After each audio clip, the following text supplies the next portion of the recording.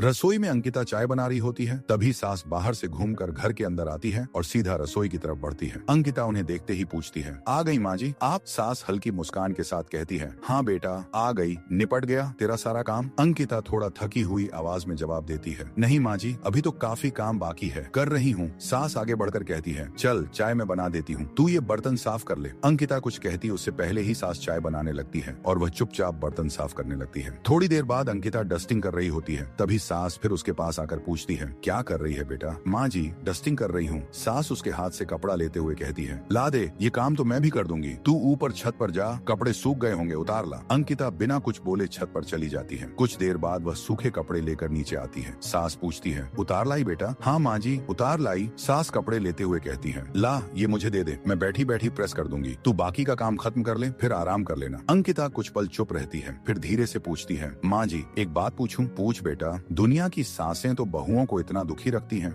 और आप मेरे साथ लगकर हर काम में मदद करती हो, क्यों? सास प्यार से उसकी तरफ देखती है और धीरे से कहती है, क्योंकि बेटा मेरे बुढ़ापे का सहारा भी तो तू ही है। अंकिता हैरानी से पूछती है, लेकिन माँ जी दुनिया तो बेटा बेटी को बुढ़ापे का सहारा बताती है और आप बहू को? सास गहरी सांस लेकर समझाती है, मेरी बात ध्यान से सुन बेटा, बेटी तो शादी करके अपने ससुराल चली जाती है और अपने घर बसाने में लग जाती है और बेटा वो अपने बच्चों को पालने और कमाने में व्यस्त हो जाता है। जब बुढ़ापे में ये हाथ पैर जवाब देने लगते हैं ना, तब बहू ही काम आती है जो असली सहारा बनती है। अंकिता की आंखें नम हो जाती हैं और उसके चेहरे पर हल्की मुस्कान आ जाती है। वह भावुक होकर कहती है, सही कह रही हो माँ जी, लेकिन ये बात कोई समझता ही नहीं।